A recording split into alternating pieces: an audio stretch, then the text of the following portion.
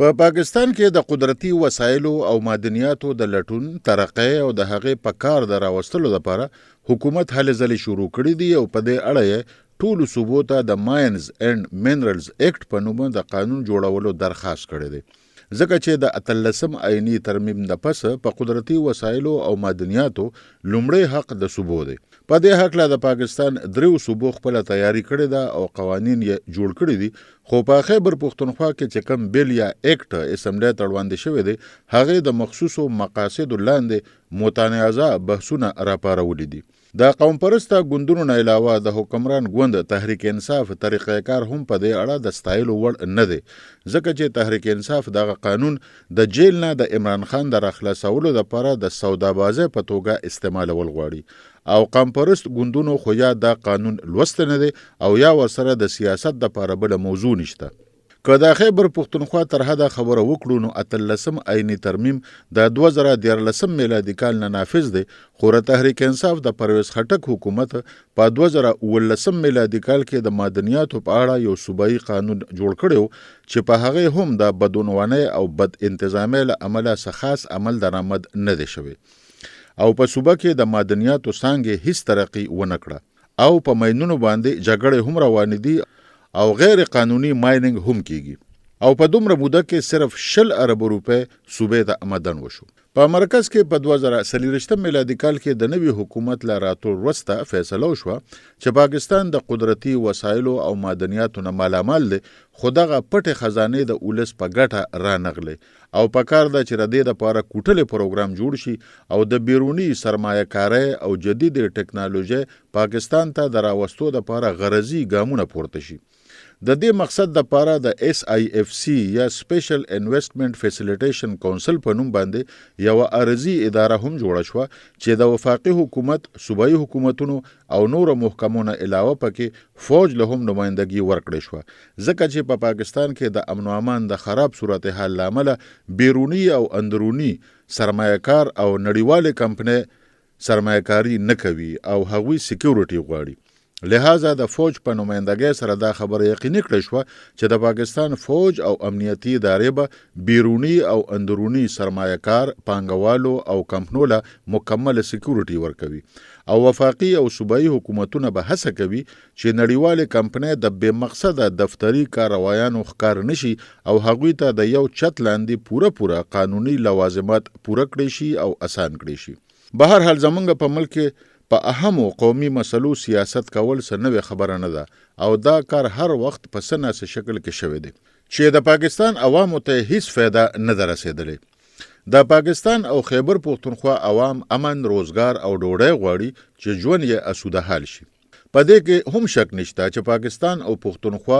له خدای پریمانه قدرتي وسایل او معدنیات ورکړي دي، خو د هغې د استعمال او د عوامو د ژوند د بهترۍ لپاره د هغې د کارولو لپاره غرضي ګامونه نه دي پورته شوي. زمونږ د خپو لاندې خزانې پرتې دي او مونږ پې لکه د خامار ناست یو چې زمونږ دپاره تر هغه وخته پورې څه ګټه نه لري تر کومه چې دغه خزانې مونږ راویستې نه وي او د عوامو د ژوند په بهترۍ کې مو استعمال کړي نه وي. که د موجوده بیل جاج واخلو نو د خیبر پښتونخوا په اسمبلی کې چې وړاندې شوی دی نو د دې صوبې حکمران ګوند تحریک انصاف په هم څه خاص اعتراض نه لري. هغوی صرف د عمران خان د ریلیف لپاره دغه ایکټ یا قانون د بارګیننګ په توګه استعمالول غواړي. همداراز نور قوم پرسته ګوندونه هم داسې بې بنیاده اعتراضات لري چې یا خو یې دغه ایکټ لوسته نه دی او یا په دې صرف سیاست کول غواړي او وایي چې د 18 آئیني ترمیم خلاف ورزي شوې ده او وفاق د صوبې په معدنیاتو قبضه کول غواړي. لہذا د دې خبرې وضاحت لږ ضروري ښکاري. لومړی خبره خو دا ده چې د صوبې په کچه د قدرتي وسایلو او معدنیاتو لپاره لایسنس ورکول د صوبایي حکومت اختیار دی او دغه اختیار د صوبې نه دی اخیستل شوی. د دې چارې دپاره چې کومه صوبایي کمیټې جوړیږي هغې کې د وفاقي حکومت صرف یو نماینده تجویز شوی دی چې هغه هم د ووټ ورکولو اختیار نه لري او که صوبه چاله لایسنس نه ورکوي نو وفاق پکې هیڅ اختیار نه لري. د دې بیل تر مخې وفاقي حکومت صوبایي حکومت له صرف مشوره ورکولی شي او صوبایي حکومت د دغه مشورې د منلو قانوني پابند هم نه دی. په دې بل کې په لومړي ځل د معدنیاتو او قدرتي وسایلو د ټولو چارو اختیار د ځنګلاتو، ماحولیاتو او معدنیاتو صوبایي وزیر له ورکړی شوی دی.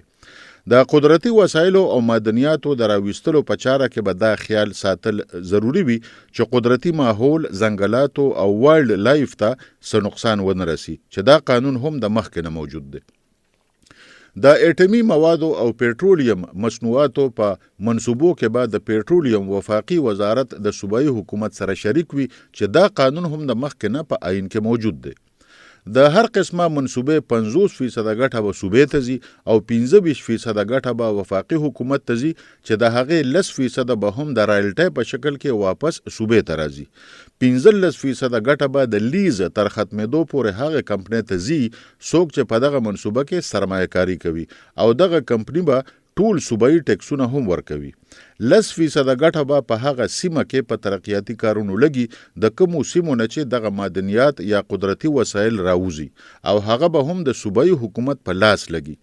صوبایي حکومت په دا ذمہواري لري چې نړیوالو پانګوالو او کمپنو له د لایسنس او NOC ورکولو عمل ګړندی او شفاف کړي او د درغلو مخه پکې ونیسي. صوبایي حکومت به د خپل نگرانۍ لاندې یو منرل فورس هم جوړوي چې د برتۍ او نورو کارونو ټول اختیار به یې صوبې سره وي او د صوبې د ځنګلاتو، ماحولیاتو او معدنیاتو وزیر او اهلکار به ورسره مرسته او امداد هم کوي او نگرانی به هم کوي. د امنیتي ادارو به دا ذمہواري وي چې د صوبایي حکومت په حکم نړیوالو پانګوالو او کمپنو له مکمل سکیورټي ورکړي او په دې اړه د صوبایي محکمو او پولیسو سره مکمله هماهنګي وساتي. صوبایي حکومت هر وخت دا اختیار لري چې کومه کمپنۍ د قواعدو، ضوابطو او معاهدو خلاف ورزي کوي نو د هغې اګریمنټ او لایسنس منسوخ کولی شي. د دې قانون لبل باب دا دی چې د یو اړخه هم صوبایي خودمختیاري نه ګواښل کیږي او تر کومه چې د اټومي معدنیاتو او پېټرولیم مصنوعاتو خبره ده نو د پاکستان د آئین د 172 مادې د 3 شق لاندې وفاقي حکومت له دا اختیار ورکړی شوی دی چې په دغه منصوبو کې به صوبایي حکومتونو سره د پېټرولیم د وفاقي وزارت له لارې شریک وي او د آئین دغه ماده او شق ټولو سیاسي ګوندونو منلې دی. که څه هم چې په دې موضوع ډېر اوږد بحث کېدی شي او د دې خبرې د هر اړخه ثبوت پیش کېدی شي چې د پاکستان د اولس د زندګۍ د معیار د بهترۍ لپاره په دې اهمې قومي منصوبې ولې سیاست کېږي او ځینې خلک ولې دا نه غواړي چې په پاکستان کې قدرتي وسایل په کار راوستل شي چې د خلکو ژوند ورسره بهتر شي. البته په دې لړ کې د مرکزی حکومتونو مخکینو رویو خلک یې دي چې قدرتي وسایل یې د صوبې او ملک په خلکو نه دي لګولې او خلکو ته خپل حقونه نه دي ورکړي. ځکه د دې خبره خیال ساتل ډیر ضروری دي چې د دې منصوبو فایده د مرکز نه علاوه صوبو او عام خلکو ته هم ورسي چې د دې منصوبې اصلي مقصد پوره شي.